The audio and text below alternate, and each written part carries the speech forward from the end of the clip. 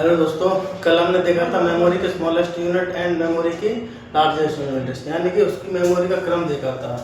केबी, MB, GB, TB, बेटाबाइट, exabyte, इस तरीके से सबसे छोटी मेमोरी यूनिट कौन सी है, सबसे बड़ी कौन सी है, इस तरीके से हमने देखा था। आज हम देखेंगे मेमोरी के टाइप, वो भी अंदर से सारा कुछ कवर करके। मेमोरी का अगर हम टाइप्स देखें, मेमोरी 2 टाइप्स की होती है, जैसे कि मैंने बताया था आपको कि होती है primary, internal and memory. Primary memory को ही मेन मेमोरी कहते हैं। प्राइमरी मेमोरी या इंटरनल मेमोरी या मेन मेमोरी, तीनों का एक ही नाम होता है। प्राइमरी माने प्राथमिक, इंटरनल माने आंतरिक मेमोरी और मेन मेमोरी माने मुख्य मेमोरी। उसके बाद सेकेंडरी मेमोरी या एक्सटर्नल मेमोरी या ऑक्सिलरी मेमोरी, द्वितीय मेमोरी या बाहरी मेमोरी, ये तीनों नाम होते हैं इसके सेकेंडरी मेमोरी के, और ये तीनों नाम होते हैं प्राइमरी मेमोरी के। ये तीनों एक चीज ही होती है। क्वेश्चन में आपको कैसे भी दे सकता है, जैसे कि आपसे पूछ सकता है प्राइमरी मेमोरी किसे कहते हैं, इंटरनल मेमोरी किसे कहते हैं, मेन मेमोरी किसे कहते हैं, सेकेंडरी मेमोरी किसे कहते हैं, एक्सटर्नल मेमोरी किसे कहते हैं, ऑक्सिलरी मेमोरी किसे कहते हैं। इस तरीके से नाम चेंज करके हमें दे सकता है। उसके बाद अगर आप देखेंगे तो प्राइमरी मेमोरी होती है, 2 टाइप की होती है। एक होती ये पूरी की पूरी मेमोरी जो सेकेंडरी मेमोरी होती है, ये पूरी आपकी परमानेंट मेमोरी होती है, कंप्लीट परमानेंट मेमोरी। इसमें कोई भी टेम्परेरी मेमोरी नहीं होती, ये टोटली परमानेंट मेमोरी इसमें होती है। इसमें डाटा परमानेंट स्टोर रहता है। डाटा जो होता है, data permanent store in secondary memory. उसके बाद आता है मेन मेमोरी। मेन मेमोरी में 2 टाइप होते हैं, एक टेम्परेरी डाटा स्टोर होता है, एक परमानेंट स्टोर होता है। टेम्परेरी जो डाटा स्टोर होता है, डाटा स्टोर होता है रैम में, रैंडम एक्सेस मेमोरी। इसकी फुल फॉर्म होती है रैंडम एक्सेस मेमोरी। इसके 2 टाइप होते हैं, एक होता है स्टैटिक रैंडम एक्सेस मेमोरी, एक होता है dynamic random access memory. Static random access memory क्या होता है, धीरे धीरे रिफ्रेश करती है और उसकी गति एक सीमित होती है, डाटा को भी धीरे धीरे रिफ्रेश कर करके एक्सेस करती है। लेकिन जो डायनेमिक रैंडम एक्सेस मेमोरी होती है, ये जल्दी जल्दी से डाटा को रिफ्रेश करती है और एक्सेस करती है। दूसरा डिफरेंस ये होता है, स्टैटिक मेमोरी जो होती है वो स्थायी होती है, वो परिवर्तनशील नहीं होती है, बदलती नहीं है। लेकिन डायनेमिक मेमोरी जो होती है वो परिवर्तनशील होती है, बदल जाती है। तो इसकी फुल फॉर्म होती है रैम की random access memory, S RAM की होती है स्टैटिक रैंडम एक्सेस मेमोरी, और डी रैम की होती है डायनेमिक रैंडम एक्सेस मेमोरी। ये होता है रैम। रैम क्या होता है, रैम मेन मेमोरी होती है, और रैम जो होती है वो वोलेटाइल मेमोरी होती है। एक इसी में होता है वोलेटाइल एंड नॉन वोलेटाइल। इसमें अगर हम पॉइंट लगाएंगे तो रैम जो होती है वो वोलेटाइल मेमोरी होती है, और जो रोम होती है वो नॉन वोलेटाइल मेमोरी होती है, नॉन वोलेटाइल मेमोरी।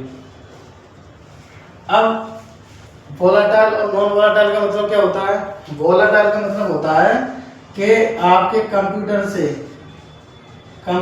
से पावर कट जाने पर डाटा डिलीट हो जाए। कंप्यूटर पे जैसे ही पावर कटी और आप जो भी उस पर काम कर रहे थे, प्रोग्राम चला रहे थे, कुछ भी कर रहे थे, तो जैसे ही पावर कटने के बाद डाटा तुरंत डिलीट हो जाता है, वो होती है volatile memory. Non volatile memory होती है कि अगर आपकी पावर कट भी जाती है तो नो इफेक्ट, कोई भी इफेक्ट नहीं पड़ता है कंप्यूटर की मेमोरी पर। डाटा जो होता है वो आपका परमानेंट स्टोर रहता है, परमानेंट स्टोर रहता है। तो नॉन वोलेटाइल मतलब होता है डाटा परमानेंट स्टोर होगा, और वोलेटाइल मतलब होता है डाटा टेम्परेरी स्टोर होगा। आपसे पूछा भी जा सकता है कि जो डाटा स्थायी रूप से स्टोर होता है उस मेमोरी को क्या कहते हैं। तो एक तो दे सकता है जैसे परमानेंट मेमोरी ऑप्शन में दे सकता है, नहीं तो फिर ऑप्शन में दिया हो कि वोलेटाइल मेमोरी या नॉन वोलेटाइल मेमोरी। तो डाटा परमानेंट स्टोर होता है नॉन वोलेटाइल मेमोरी में, और टेम्परेरी स्टोर होता है वोलेटाइल मेमोरी में। ये दोनों में डिफरेंस होता है। उसके बाद ये जो होती है रैम मेमोरी होती है, रन टाइम एक्सेस होती है। डाटा को जिस तरीके से हम रन करते जाते हैं वो ऐसे तरीके से एक्सेस होती जाती है। रैम मेमोरी होती है वो रन टाइम एक्सेस मेमोरी होती है, यानी कि जब हम रन करते हैं किसी भी प्रोग्राम को तब वो मेमोरी एक्सेस होती है। और जो रोम होती है रीड ओनली मेमोरी, इसमें क्या होता है, रीड किया जाता है डाटा, यानी कि जो प्रोग्राम एक बार लिख चुका है उसको आप दोबारा बदल सकते हैं, लेकिन जो रोम में है उसको नहीं बदल सकते। उसी का नाम ही है read only memory. Read only memory यानी कि जो भी डाटा मेमोरी में है उसको आप सिर्फ रीड कर सकते हैं। उसके बाद दिया गया है EPROM erasable PROM programmable read only memory, यानी कि रोम का एक ऐसा टाइप जिसमें यूजर प्रोग्राम कर सकता है। रोम मेमोरी होती है उसमें डाटा अपने अकॉर्डिंग प्रोग्राम कर सकता है यूजर, तो वो होता है प्रोग्रामेबल रीड ओनली मेमोरी, यानी कि एक ऐसी रीड ओनली मेमोरी जिसमें हम प्रोग्राम कर सकते हैं, वो होती है पीरोम।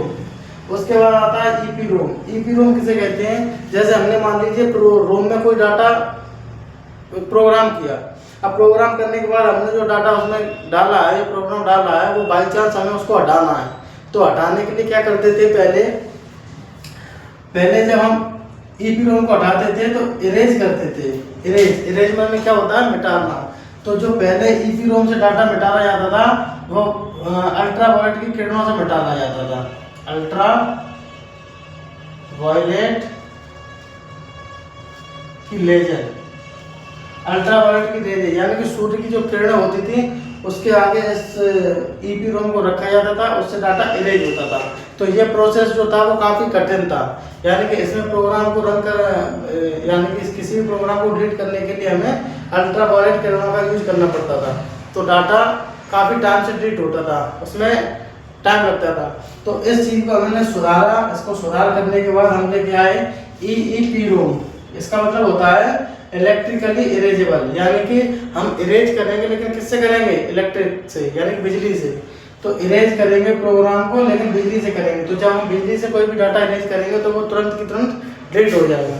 तो ईपीरोम यानी कि electrically erasable programmable read only memory. Read only memory रोम में एक ऐसा प्रोग्राम जिसको हम बिजली से रिमूव कर सकें, वो होता है ईपीरोम। और रोम में एक ऐसा प्रोग्राम जिसको हम अल्ट्रावायलेट किरणों से रिमूव कर सकें, वो होता है ईपीरोम। और रोम का एक ऐसा प्रोग्राम जिसमें हम प्रोग्राम कर सकते हैं, वो होता है पीरोम। तो ये होता है रोम का टाइप, रीड ओनली मेमोरी। इनकी फुल फॉर्म पूछी जाती है, जैसे कि रोम की होती है रीड ओनली मेमोरी, पीरोम की होती है प्रोग्रामेबल रीड ओनली मेमोरी, ईपीरोम की होती है erasable programmable read only memory, और ईपीरोम की होती है electrically erasable programmable read only memory. दोनों में मेनली डिफरेंस क्या होता है, रैम जो होती है वो वोलेटाइल होती है, और रोम जो होती है वो नॉन वोलेटाइल होती है। ये दोनों में डिफरेंस आपको देखने के लिए मिलता है। आपसे ऐसे भी पूछ सकता है, बताइए रोम जो है वो वोलेटाइल मेमोरी है, नॉन वोलेटाइल मेमोरी है, तो आप आंसर देंगे non volatile memory. RAM volatile memory है, नॉन वोलेटाइल मेमोरी है, तो वोलेटाइल मेमोरी। रैम जो है वो टेम्परेरी मेमोरी है, परमानेंट मेमोरी है, तो टेम्परेरी मेमोरी। इस तरीके से मेमोरी से क्वेश्चन बनते हैं, रैम से एंड रोम से। तो इंटरनल मेमोरी के अंदर एक तो रैम हो गई, एक रोम हो गई। परमानेंट मेमोरी कौन सी होती है, रोम, और टेम्परेरी रैम। उसके बाद आती है कैशे मेमोरी। इसे कैसे पढ़ते हैं, कैशे मेमोरी। कैशे मेमोरी जो क्या होती है, इसका काम होता है रैम से डाटा लेकर सीपीयू को देना। जब सीपीयू कोई प्रोसेस करता है तो जैसे कोई चीज़ बिजी रहती है, तो बिजी रहने के दौरान हम किसी, जैसे मान लीजिए कोई मीटिंग में सर बैठे हुए हैं, अब उस सर के बाहर जो ऑफिस में, उस ऑफिस के बाहर एक गार्ड खड़ा होगा, तो गार्ड का काम क्या होता है कि जब तक सर मीटिंग में है, बिजी हैं, तब तक वो गार्ड कस्टमर को या फिर कोई भी एम्प्लॉय आ रहा है उनको रोक के रखेगा, होल्ड करके रखेगा कि अभी सब बिजी हैं, जब वो फ्री हो जाएंगे तब हम आपको भेजेंगे। तो जैसे ही वो फ्री हो जाते हैं तो गार्ड क्या करता है, उसका नाम लेता है कि आप जाइए अंदर, आपका नंबर आ गया है, तो फिर मीटिंग उसके साथ होती है। ऐसे ही हेल्थ में या डॉक्टर से मिलने जाते हैं तो डॉक्टर क्या करता है, पहले किसी मरीज को देखता है, तो उस बीच में जब आप जाते हैं तो आपको होल्ड करने के लिए बैठा दिया जाता है कि आप बैठिए, अभी डॉक्टर बिजी हैं। तो जैसे ही वो फ्री होते हैं फिर आपको भेज दिया जाता है। ऐसे ही कैश मेमोरी का काम क्या होता है, एक रैम के और सीपीयू के बीच में एक गार्ड का काम होता है। जैसे कि कैश मेमोरी होती है, ये होती है जैसे रैम, और बीच में होती है कैश मेमोरी, और इधर होता है आपका CPU। तो ये प्रोसेस होता है इसका। रैम में से जो डाटा जाता है वो कैश मेमोरी क्या करके रखती है, होल्ड करेगी डाटा को। होल्ड करने के बाद जैसे ही CPU फ्री होगा तो कैश मेमोरी डाटा को प्रोसेस करने के लिए भेज देगी। तो प्रोसेसिंग के लिए जो डाटा को होल्ड करके रखती है मेमोरी, वो कैशे मेमोरी होती है। तो ये क्लियर हो गया यहाँ से। ये भी किसका भाग होता है, प्राइमरी मेमोरी का भाग होता है, इंटरनल मेमोरी का। उसके बाद आती है सेकेंडरी मेमोरी। सेकेंडरी मेमोरी होती है, सेकेंडरी मेमोरी में डाटा टेम्परेरी रूप से बिल्कुल भी स्टोर नहीं, इसमें टेम्परेरी का तो नाम ही नहीं होता है। सेकेंडरी मेमोरी यानी कि डाटा परमानेंट स्टोर। तो सेकेंडरी मेमोरी में डाटा होता है वो परमानेंट स्टोर होता है। Data permanent store in secondary memory, complete permanent होता है इसमें। इसके कुछ टाइप होते हैं, इसमें जिस हरी डिवाइस जो होती है मेमोरी की वो सब परमानेंट डिवाइस होती है, डिस्क होती है, लेकिन इनको हमने कैटेगरी में बांट दिया है। जैसे कि एक मैग्नेटिक डिस्क होती है।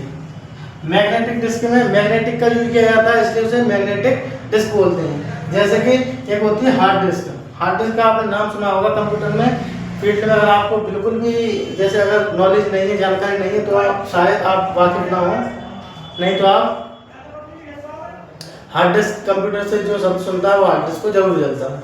तो हार्ड डिस्क होती है मैग्नेटिक डिस्क। उसके बाद इसी में होती है फ्लॉपी डिस्क। उसके बाद होती है पेन ड्राइव। उसके बाद होती है USB ड्राइव, यूनिवर्सल सीरियल बस कार्ड होते हैं, पेन ड्राइव की तरह ही होते हैं,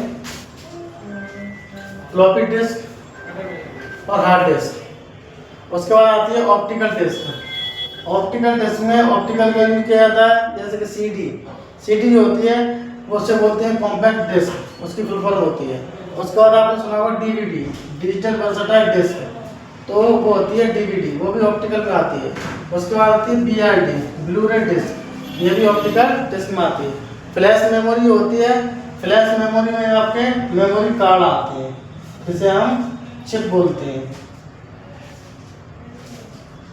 जिसे हम चिप बोलते हैं, वो होता है, सॉरी, जिसे हम बोलते हैं चिप। तो ये मेमोरी कार्ड होते हैं। पहले हम चिप का यूज करते थे, 4 GB, 8 GB, 16 GB, 32 GB, इस तरीके से। तो ये मेमोरी कार्ड होते हैं। ये होती है मेन मेमोरी का कंप्लीट मेमोरी। आपके जो भी मेमोरी के टाइप्स होते हैं, मेमोरी के अंदर जो भी कुछ पूछा जाता है, इससे पिछली वीडियो मेमोरी उसके वो बताया था, क्रम बताया था, बिट वगैरह के बारे में, सबसे छोटी सबसे बड़ी। इसमें मैंने सारे टाइप कंप्लीट करा दिए।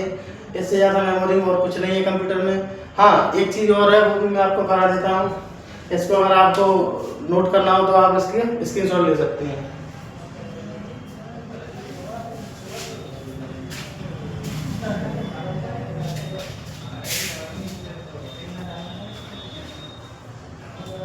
हाँ, तो स्क्रीनशॉट ले लिया होगा। अब हम देखते हैं कि जो मेमोरी होती है उसका क्रम कैसे होता है। एक डाटा को स्टोर करने का और डाटा को एक्सेस करने का, दो क्रम होते हैं मेमोरी के। तो उसको हम देखते हैं, यहाँ से देखेंगे।